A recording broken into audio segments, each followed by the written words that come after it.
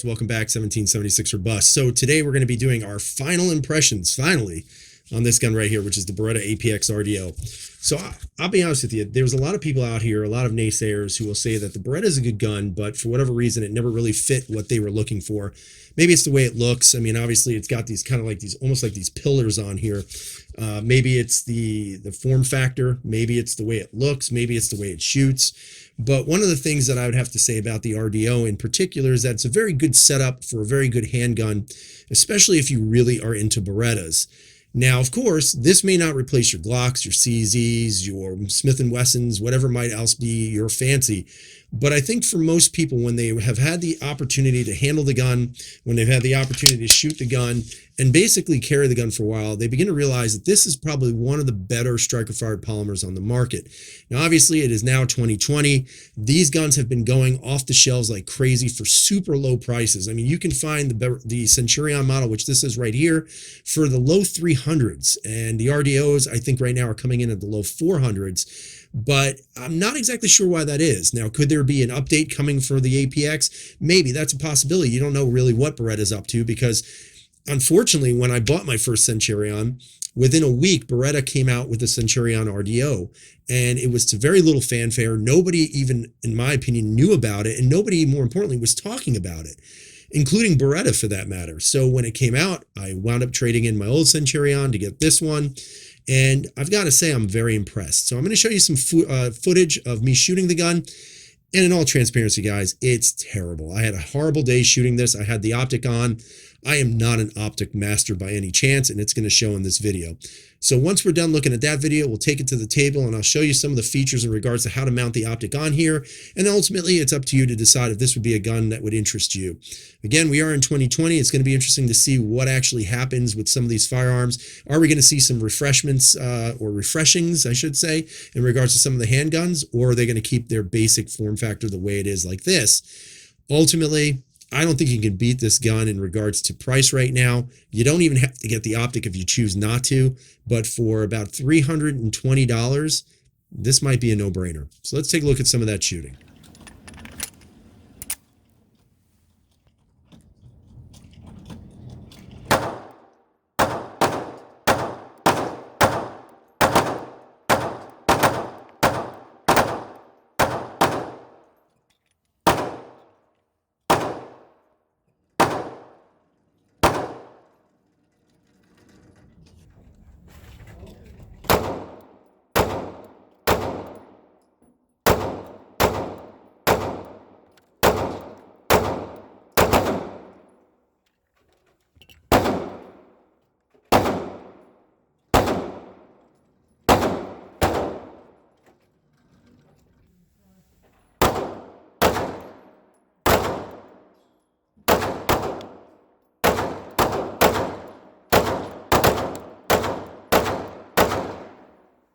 Go a little low again.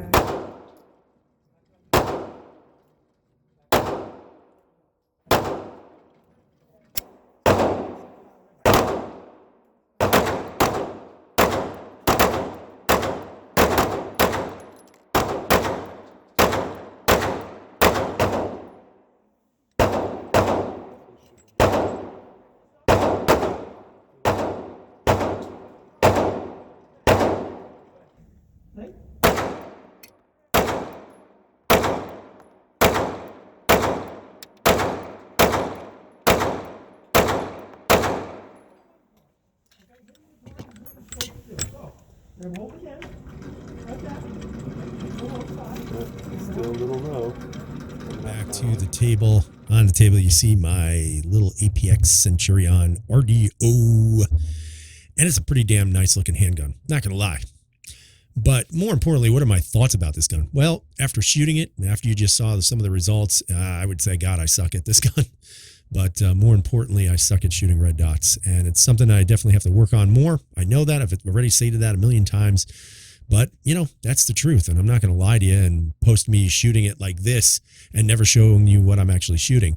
So overall, this gun to me is much, much worth the effort to buy for a couple of different reasons. First off, the price. Right now, the price on these handguns is, I mean, just dropping to the bottom. A lot of these Centurions, the full size, the compacts, you can find them in the 320 range right now. As a matter of fact, I have another one of these on the way, an all FDE without the red dot capability, and I bought that for $323, and it's brand new. So if you're looking for a very affordable striker-fired handgun that's very reliable, very ergonomic, and shoots pretty well, this could be the choice for you. Now, I do go back and forth with back straps. Like, this is the largest back strap it comes with. I went back to a medium. I'm not really sure where I fit in regards to how it feels. I didn't necessarily have a great shooting day with the gun, so I'm going to take it back just like this to see if I can do any better and maybe just get a little bit more aligned with the target. Now, again, with this optic right here, I was using only the red dot. I wasn't using the circle dot, which I probably should have, because as you know, my hands shake a little bit, but what you have to realize is that there is a little bit more room for error with that circle dot than just with the dot. At least that's what I found. So I am going to take it back. I'm going to shoot it again, and I'm going to get better at it, because that's what you do when you don't succeed the first time. Now, what I found when I was shooting it, again, the recoil impulse is very low on this gun. It does not have a lot of recoil at all for really just a compact sized gun. And even size-wise, it fits your hand really well. Now, obviously, the grand poobah of all guns that everybody compares them to are obviously Glock 19s. This is my Gen 4 in Battlefield Green. This gun I do like a lot. And size-wise, it's kind of interesting, because if you were to put these on top of each other, which I'm doing right now, what you're going to find is that, yes, the slide is a little bit shorter on the Glock. I don't know if you guys can see that right there. Let me see. Yeah, right there. So you can see the Glock is a little bit longer, even though I think I just said it's shorter. But the Beretta has a shorter slide, shorter barrel, not by much. And the grip on the Beretta, which is kind of interesting, is a slightly longer in the back. So as you can see, this Beretta has kind of a lip that comes down right here. So when the magazine goes in, the magazine will fit flat. And this will actually move up to the back of the magazine, whereas the Glock does not have that. The Glock is just kind of straight across. But interestingly enough, when you do handle these handguns, I mean, ergonomics, the Glock is nowhere near in comparison to this. This gun is just much better. But what you're going to find is that there's my pinky, as you can see. And you'll notice that the bottom of the frame meets right with the pinky, and then you have the extension for the actual magazine base plate. So there's that little area here that will potentially show if you're carrying it. I mean, maybe not. I mean, it's not very pronounced. It's not very large in regards to the amount of space there. But I'd give it about half a finger, half an additional finger. Now, interestingly enough, with the APX RDO Centurion, there's my finger, and you can see that it doesn't actually align with the polymer because the way the polymer is cut around this way, but my pinky is right about there. And if you actually put the other finger, I'd say you get about a quarter of this finger as opposed to another half, which you saw in the Glock 19. So that's the front, but the rear, I think, comes down just a little bit more right about there, even though the front does not. So it's kind of an interesting feel in regards to size, but I would definitely say it's very comparable to a Glock 19 in regards to size. Now, the Beretta is also a little bit thicker. You can thank the slide serrations for that, or the pillars of justice, I call them. And what you have to realize is that, to me, they are very functional slide serrations. I know some people say, well, when your hand gets wet, they slip. But I think if you go from the top of the slide as opposed to the bottom of the slide, you're getting a little bit better of a grip anyway, because if you look at these, the pillars of justice there, what you're going to notice is that they come out and they protrude more at the top portion of the slide than the bottom. So if somebody's tried to tell you, well, they slip when their hands get wet, well, that's because you got to kind of grab it from the top of the slide, not from the bottom, which makes more sense. Ultimately, what are my thoughts of this gun, or final thoughts? First off, if you're looking for an affordable polymer gun, this is definitely, it has to be on your list. I mean, there's no doubt about it. Now, in regards to the RDO, you are going to pay a little bit more, about $100 more than you would for a non-RDO. And it does come with plates. You know, unlike the CZs that don't, this will actually come with plates, so you can use them for, you know, your Trigicons, your Hollow Suns, your Delta Point Pros, your Vortex type of sights. So you have that ability to use each one of those. And one of the things that I did want to show you, because I had been getting this question quite a bit, so I actually have to take the optic off really quick so you guys can see this. And I don't really care that I'm taking it off, because the thing isn't zeroed in anyway. It has to be re-zeroed because of my horrendous day of shooting that I had. All right, so I finally got the optic off there, and you can see here's your plate. and your mounting plate. And it is a fairly thick one. Do I think they could have done a little bit of a better job with the thickness of this? Maybe. I'm going to say that it's a possibility. It doesn't necessarily mean that I'm 100% correct, because again, I would never say that I am, because there's a lot of things that I don't know and a lot of things that I need to learn better on. But I would say it's probably one of the thicker plates out there. As a matter of fact, I'm trying to pull it off the gun right now because I want to show you one of the interesting factors in regards to this just in a second. But I'm also going to show you the plate that comes with the Masada. So obviously this one is made of what feels to be kind of a very thin, honestly guys, I don't even know if it's steel. It feels very light, almost like aluminum, which is a possibility. But if you look at the Masada's plate, the Masada plate, I don't know if I can see that way, but the Masada plate is a little bit thinner, even though it's polymer. And, you know, some people may say this is a little bit too thick. I think they could have possibly gone a little thinner with the plate, but then again, you may have issues with flexing. This does not flex at all, and that could have been an issue.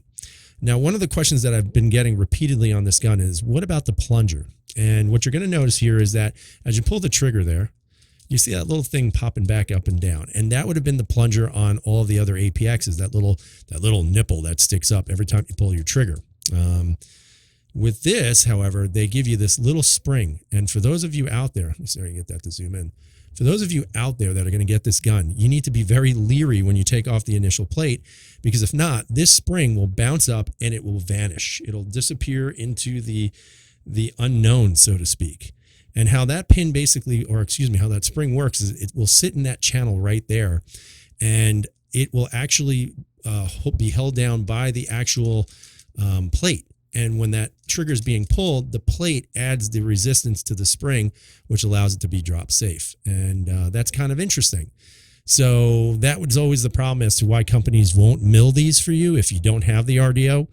You know, NC engravers, I think, were doing them for a while and then they stopped. They don't do them anymore. So this is the best option you have. You'll notice there's a little kind of like a peg here. And basically what that does, it will fit. Let me see, where is it at? It will fit right there, and then you have another hole which will fit over that, and that's basically how it works. Actually, I got it reversed. It's going to go like this, like that. And so what you do is you put your plate on. Let me just make sure I have the spring aligned, which I do. And you know, you don't want to just leave the plate like that. There's actually a little bit of a gap there, I don't know if you can see that or not, guys, but there's a little bit of a gap. So what I've had to do in order to get this to fit the way I want it to fit, and that's snug, is I take my, if I can find it, I'm trying to look for it right now. Let's see. There it is. So what I do is I take my little hammer here with the polymer side, and I just give it some taps. And I make sure that when I give it those taps, the plate stays flush to the slide, because if not, you're not going to get the connection you need in regards to mounting your optic on top of the plate. So just keep that in mind. Again, the optic goes right like that, and then you use whatever screw you need for your particular optic that you're going to be using, in this case, the hollow sun.